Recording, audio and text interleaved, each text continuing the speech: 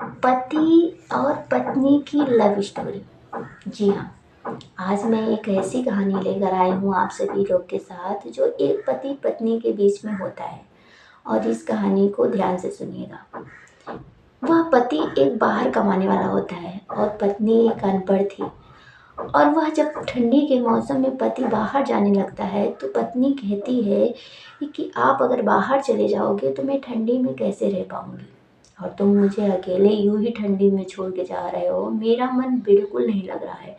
जब पति या पत्नी की बातें सुनता है तो वह उसके अंदर भी ख्याल आता है ये कि सच में मेरी पत्नी अकेले रह जाएगी और इतनी ठंडी पड़ रही है, क्यों ना मैं रुक ही जाता हूँ। लेकिन पत्नी के अंदर कुछ और ही चल रहा होता है। पत्नी सोचती है कि मेरा पति अगर बाहर चले जाएगा इतनी बड़ी ठंडी में तो हो सकता है मेरे लिए सौतन ना ला दे। वह कह के अपने प्यार के ऐसे झांसे में फंसा के उसे ठंडी तक तो रोक लेती है। लेकिन जब गर्मी का मौसम आता है तो वह उसे जाना ही होता है, क्योंकि जब कमाएगा नहीं तो खिलाएगा क्या। यह सोच के जब वह मई जून के महीने में जाने लगता है तो जो उसकी पत्नी होती है वह उसे साथ में लेके जाती है। जब साथ में लेके जाती है तो वह खुशी खुशी वहाँ पे दोनों रहने लगते हैं। लेकिन तभी अचानक एक दिन उसकी एसी खराब हो जाती है। जब एसी खराब हो जाती है तो अपनी पति से कहती है पत्नी कि मैकेनिक को बुला दो, एसी बना देने, तो मैं इतनी गर्मी में कैसे रहूँगी। तभी जो उसका पति होता है वह मैकेनिक को बुलाता है, कहता है कि अभी मैकेनिक आ जाएगा और मैं जाता हूँ ड्यूटी। वह कह के चला जाता है अपने काम पे। लेकिन तभी दोपहर के 1-2 बज रहे होते हैं। मैकेनिक आता है और एसी ठीक करता है। कहता है कि मैडम अब ठंडी ठंडी एसी दे हवा देने लगा है, अब गर्मी बिल्कुल नहीं लगेगी। लेकिन तभी वह किस मूड में कैसे ख्याल में रहती है, मैकेनिक से कहती है कि एसी की गर्मी तो चली जाएगी लेकिन जो हमारे अंदर की गर्मी है वो कैसे जाएगी।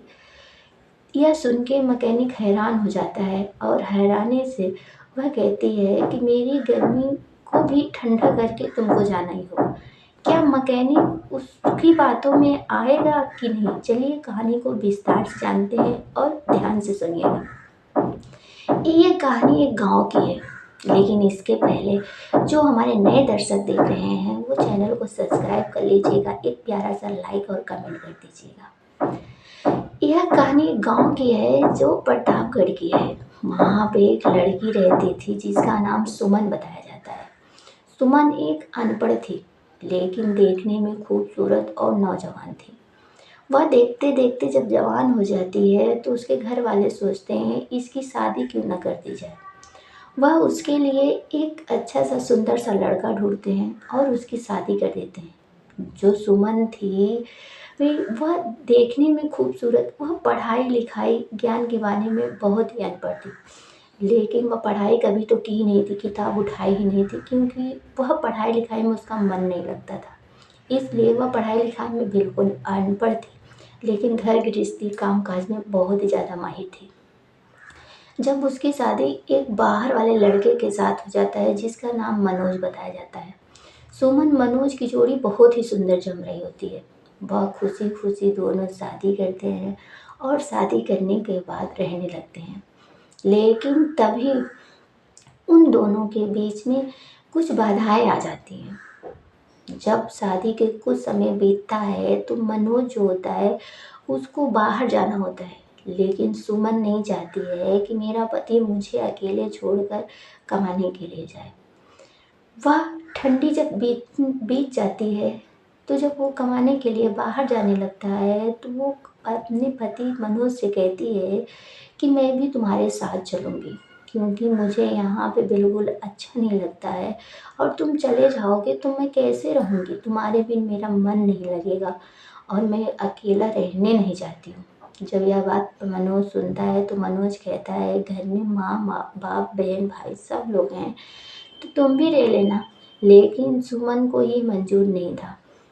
वह अपने सास ससुर से जिद करती है कि मैं भी साथ जाऊंगी।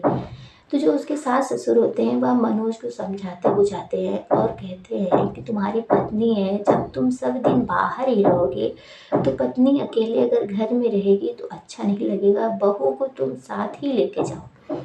यह बातें मनोज से उसके माँ बाप कहते हैं तो वह मनोज मान जाता है कि क्यों ना सुमन को हम साथ में ही ले जाएं। और वह सुमन से कहता है कि सुमन तुम अपने सारे कपड़े पैकिंग कर लो, कल सुबह निकलना है। या जब सुमन बातें सुनती है वह बहुत ही ज़्यादा खुश हो जाती है। खुश इसलिए हो जाती है कि वो भी साथ जाएगी और शहर को देखेगी, घूमेगी, टहलेगी, मस्ती करेगी। और यहाँ सास ससुर के साथ रहना उसको पसंद नहीं था। वह जल्दी जल्दी अपनी पैकिंग करती है और पैकिंग करने के बाद सुबह ट्रेन से निकल जाती है। जब वह ट्रेन पे पहली बार बैठती है तो वह सोचती है कि ट्रेन चल ही नहीं रहा है। मनोज से कहती है कि ये ट्रेन तो चल ही नहीं रहा है, लेकिन जितने ट्रेन में लोग थे उसे ही देख रहे थे, क्योंकि जो सुमन थी वो बहुत ही ज़्यादा खूबसूरत थी।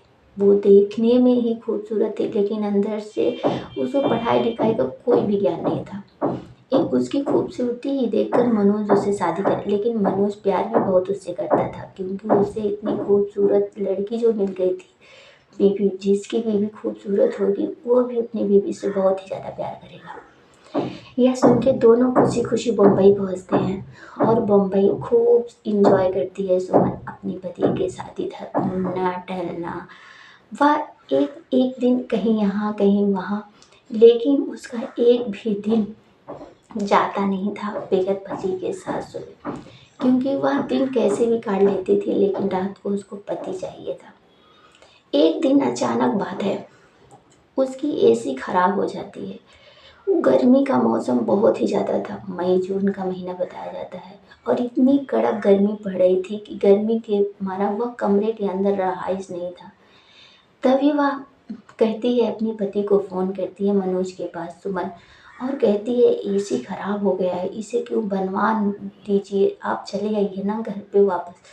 तो मनोज कहता है कि मैं अभी ड्यूटी पे हूँ और मैं ड्यूटी छोड़ के आ नहीं सकता हूँ, मैं शाम को ही आऊँगा, लेकिन शाम को मैकेनिक नहीं मिलेंगे।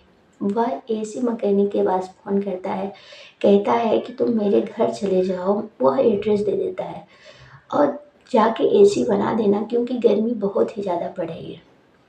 तभी दोपहर के लगभग 1-2 बज रहे होते हैं और सुमन घर पे अकेली रहती थी, गर्मी से बेहाल हो गई थी।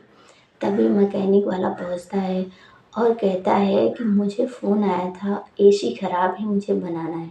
तो सुमन कहती है हाँ हाँ आओ, मेरे ही पति फ़ोन किए होंगे तुमको, क्योंकि मेरे घर की एसी ख़राब हो गई, गर्मी बहुत ही ज़्यादा लग रही है।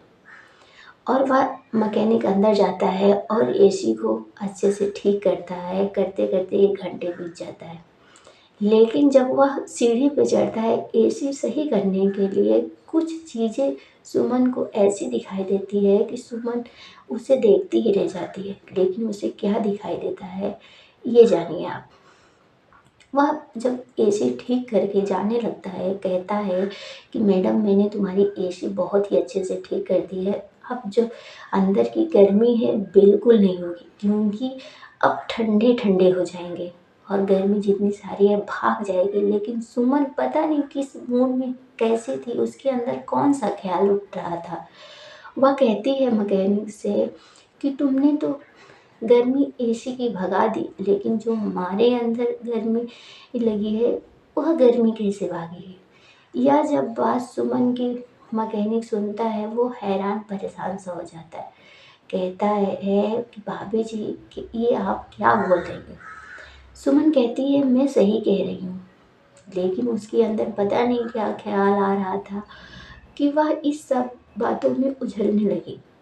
लेकिन जब वो परेशान हो जाती है, तभी वो जब जाने लगता है मैकेनिक, तो वो कहती है कि मेरी भी प्यास बुझा के ही जाओ और मेरे अंदर की गर्मी निकालो, और तभी मैं तुम्हें जाने दूंगी, नहीं तो नहीं जाने दूंगी। जब यह बातें मैकेनिक सुनता है, लेकिन मैकेनिक के अंदर एक ख्याल और आ रहा था कि इतनी खूबसूरत नौजवान भाभी है, हट्टी कट्टी, अगर किसी को मिल जाए तो क्या बात है।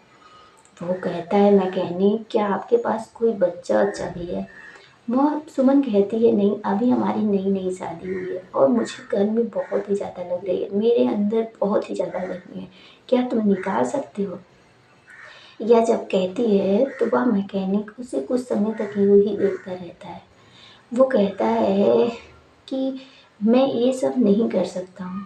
तो सुमन कहती है कि जब तुम एसी का गर्मी निकाल सकते हो, क्या मेरे अंदर की गर्मी नहीं निकाल सकते हो? क्या तुम्हारे अंदर इतनी पावर नहीं है?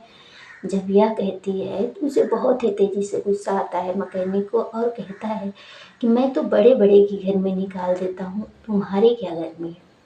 कहती है कि चलो ठीक है।